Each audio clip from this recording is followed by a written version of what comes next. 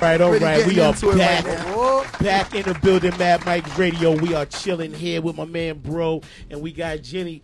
Yo, let us know why Jen is here. What's going on? Jen is my associate producer. She works with me in Immortal Dreamweaver Productions. We're working on raising capital for the films. I already have the distribution, as you're aware. Not only that, on the television side also. She's a very talented actress, and she's a brilliant woman who helps me very, very much when it comes to the production side of things. She would be my right hand. So, what happened to her brother, as I described last week, was absolutely appalling to me, I should say. It was, it should not be what happens in this country in the year 2011. It's the world that we live in has changed. I'm all about equality, and when I say equality, I mean equality, and it must be for everybody under the law. There should be no racism of any kind, whether it's against black people, white people, anybody. I'm sorry, everyone is equal. And, like I said, this really touches at me. So I wanted to bring Jen in so she could really go into this. So please, Jen, let us know much more ado. What happened? Well, this happened upstate New York, and the reason that I'm talking about it is because I live in New York, and New York is the greatest city in the world. So, if anybody can help me, New York can help me. Upstate, I'm not dealing with that. Everything is corrupt. It's terrible, so that's why I wanted to, bring it, to where I live and to let people hear what's going on over here, not in a small town where it doesn't matter. And that's what I'm trying to get across right now, because I'm here to proclaim my brother's innocence. My brother is innocent. He's not a killer. My brother was defending his wife, and this happened on Father's Day. And this is why it touches me so much, because my brother has 2 daughters, and he was trying to celebrate the birth of his daughter a week prior. So him, his friends, and his wife and her cousin, they went to a bar. And when they arrived to the bar, my brother went to the men's room. His friend went to buy them a round of drinks, and the wife and her cousin were sitting by the pool table. When my brother came out, he saw 2 Native American men sexually assaulting and harassing his wife. So he walked up to him and he said, "Can you get your hands off my wife?" And the guy pushed my brother. My brother punched him. His friend hit my brother. And then 5 other Native Americans brutally jumped my brother and beat him up to the floor where my brother couldn't even get up. And then he pulled himself from the pool table to lift himself up. And then his friend came back. He was pulling people off him. His wife, she just had a baby. She was pulling people off of him. And then my brother grabbed a pool stick, and he swung the pool stick back and forth to keep the men away from him. He did not want any problems with these people. So he exited the side door. There was 2 entrances of the bar.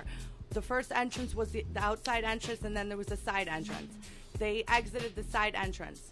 My brother could not find his keys. He was looking for his keys. He was patting his person, looking for them. He could not find them. He just got beaten down. You have to understand. Yeah. He was a very, listen, there's a lot of adrenaline that's coming in. Yeah. He doesn't know what's going on. So, he would have left this situation right there. But unfortunately, he couldn't find it, so he sent his friend back around in to go and find it. I mean, Jen, you tell. Yeah, I'm telling him. He sent his friend around the front of the bar because he did not want to go back into the bar. So when his friend came back out, he seen my brother with his foot nudged in the door, holding his shoulder against the door, because there was 7 Native Americans, the same ones that jumped him, trying to push out the door. Now, I don't know who the aggressor is over here, but it definitely isn't my brother, because he's outside of the bar already, with people still trying to come at him. You know what I mean? So the door's pushing open, and my brother's friend says, "Hey, watch out, he has a knife." So my brother couldn't see the knife because he had his shoulder pushed in like this and his foot like underneath the door. You know what I mean? So my brother let go of the door, and then the guy, George Printup, tried to stab my brother. So my brother backed up. He took his knife out of his pocket and stabbed him 1 time.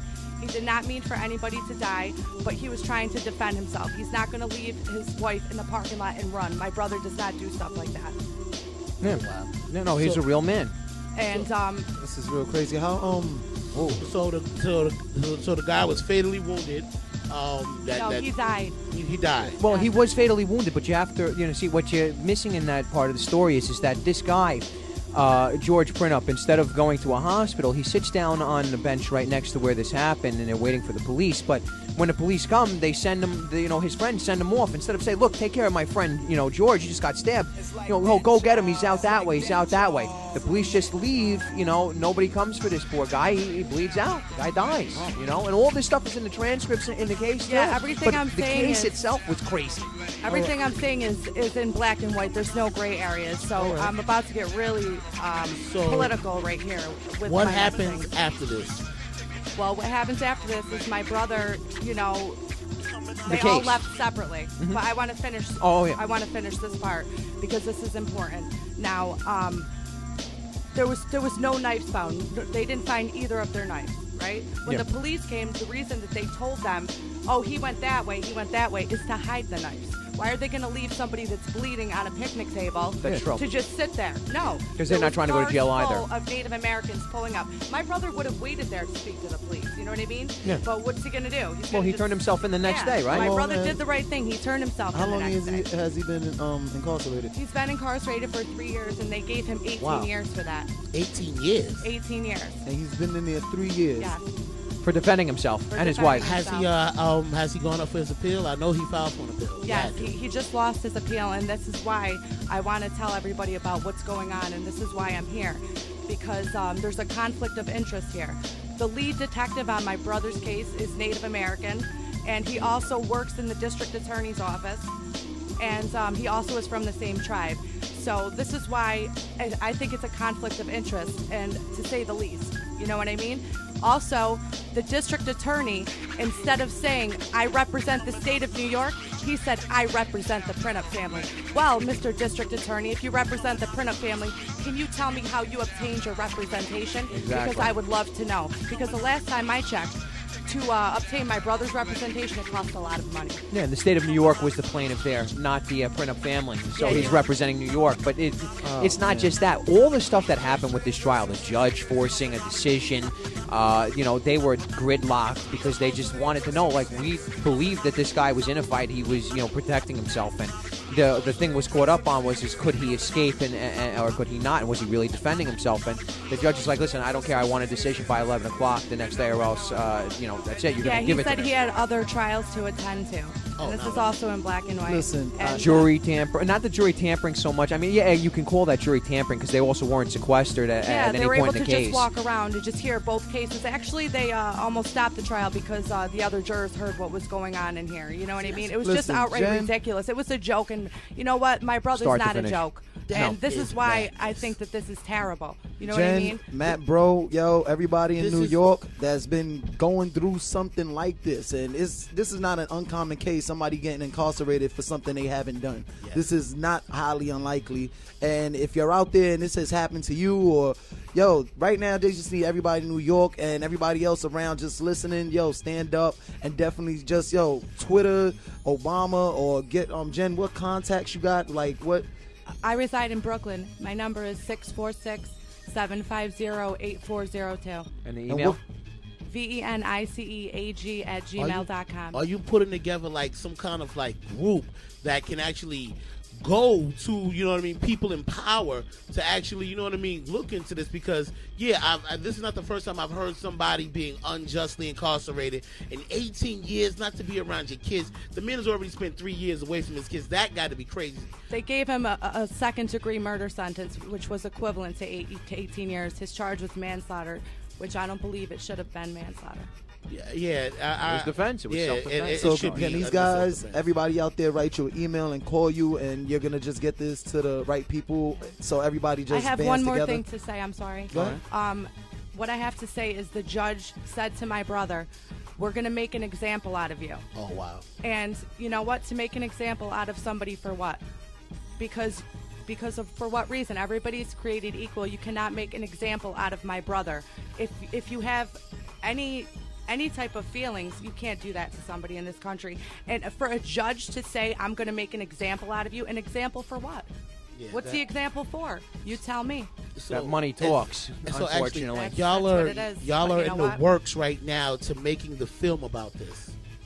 Well, yeah, no, I brought that up. What I intend on doing eventually, and as this story gets even farther along, the more twists and turns that happen, I'm going to make this into a movie for him. I want him to be an executive producer. I want him having some points on this because it's not fair to not only not get this story out. And he said to Jen that he would rather be judged by 12 than carried out by 6. And he said, listen, even if we can't get me out, if we could at least tell the story and really say what happened. And like I said, I want to make sure that no matter what happens for this guy, because eventually he's going to be out no matter what, that he's going to be taken care of, and that, if he's going to be victimized like that, if there's something I can do, like, helping out with making a film, I think that this is something the public should see and needs to see, and I think they will see it. Everybody out there, just do your best. Help out Jen, Matt Bro, help their movement, and, let's get this guy free, because pretty much sure y'all even had family that was incarcerated for no reason, and it's just about time for everybody to take a stand up for that, about the unjust within the laws and the politics, and just really band together and start fighting for what's right. That's why we tell you to vote. It's like a helpless feeling because you can't do anything about it. These people are the people in power that we actually voted for to put in power, and they're not doing what they supposed to be doing for the people. Exactly. It's just disgusting. It's disgusting. But you know what? We gotta wrap this up. Can you let the people know where they can contact you at and everything like that? One more time. My number is 646-750-8402, or you can reach me via email, veniceag@gmail.com. Thank you. And once again, you guys can always get in touch with me. You'll find my internet spaces. You can just Google me, but it's 646-504-4397 IDWP. You can always, like I said, just Google Matthew Moyal, and there's so much out there already, and we look to add more and more to it. Totally digging. Any shout-outs before we get out of here? You know what? Shout out to Grandma. Always shout out to Ma. JT, my partner over there, Cool Breeze, NBC. Guys, like I said, the Sultan, and, of course, Dennis Wilkerson over at Distro. These are, my companies and my alliances and my partners. I love them all. And, like I said, Franklin Strachan, Franklin of Cypher Productions. It's my co-producer on everything that we do over at Cypher. So, like I said, that's find us online, and soon enough you're going to be seeing us in the theaters and all over the place, man. Woohoo! You know yes, it. Yes. What? Woohoo! Shout-outs, Jen? You got any shout-outs? Yes, I'd like to give a shout-out to my brother. I love you very much, and I know if you were out here that everything would be fine, and it will be. And I'd like to give a shout out to my parents, because you're the best parents in the world. And I know you've been dealing with a lot, but don't worry, the sun does shine.